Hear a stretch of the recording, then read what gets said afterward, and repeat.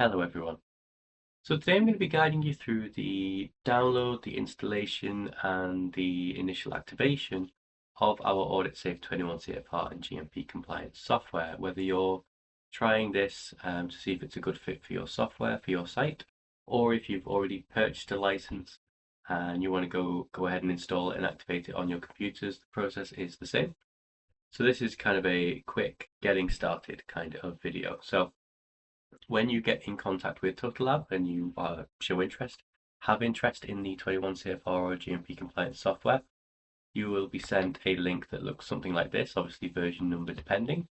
And all you need to do is go ahead and copy that to the browser, and the download will start automatically of what we call this server, this AuditSafe server folder. So when the download is finished, you'll obviously be greeted with a zip file like this.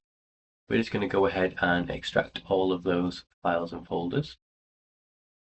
Double click inside, and inside you'll find an install guide which goes into more detail than this video to help you do the installation and the activation process. And you have just your AuditSafe server exe that you install just like any other program, any other file on your computer. So go ahead and double click that.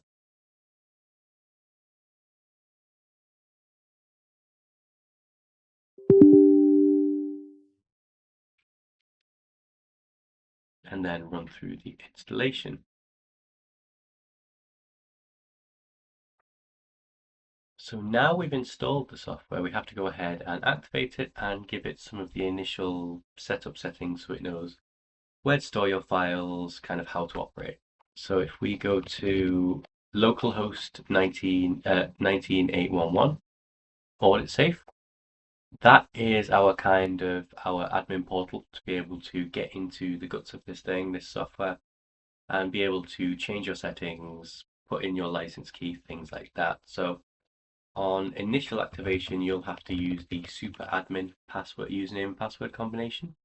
This information, the localhost address, the super admin credentials, they're all written down in the install guide that I showed you before.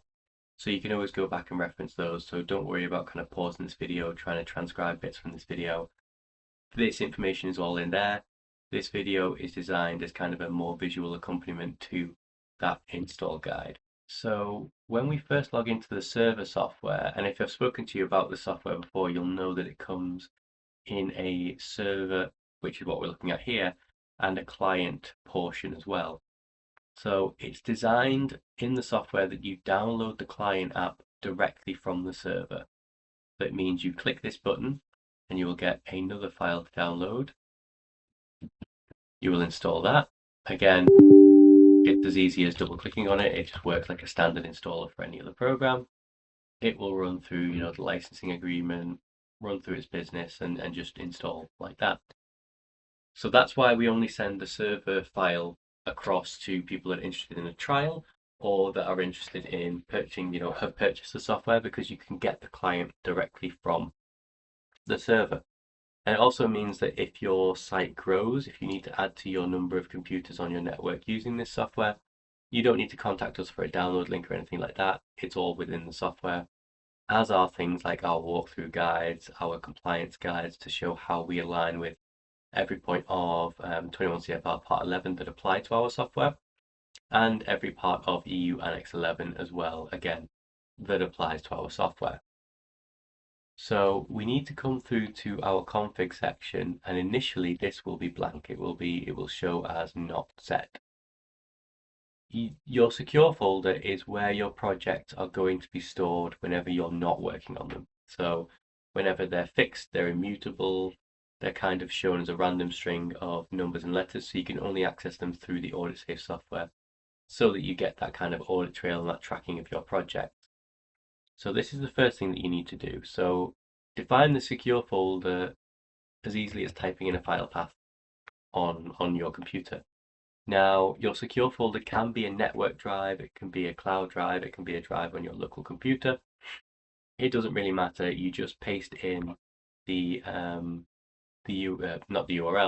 file path, and then make sure you click update. Test is a function just to test that your current user account has access to that file. It's not locked down or anything. but update is what saves that change. So once you've entered whichever file path you want to use, again, it can be C drive, it can be a network drive, however your kind of institution is structured. We then come down to our manage page, and this is where we perform our license management. So we have the option, of course, if you've seen our website, we do support online and offline licensing, so manual kind of air-gapped computers can still be licensed, can still use this software perfectly fine. And again, I'm using this on a computer that I've already activated, so it's showing me some of the licenses that I've got and when they expire. When you first install it, it won't have any license information to draw from, so it won't show anything here, or it might just say no license added. If you want to activate the software online, you click Update License, and you simply take the license code that I will have given you, which will be in a format like this, paste it in, click on Activate, and you'll see that the date changes now on my activation, or it doesn't rather. And then it will show you your number of shields that you've got that relate to your number of kind of active seats on your license. From that point on, everything else is kind of completely up to you. Your users, your groups, your permissions, which different projects you've got working within your system.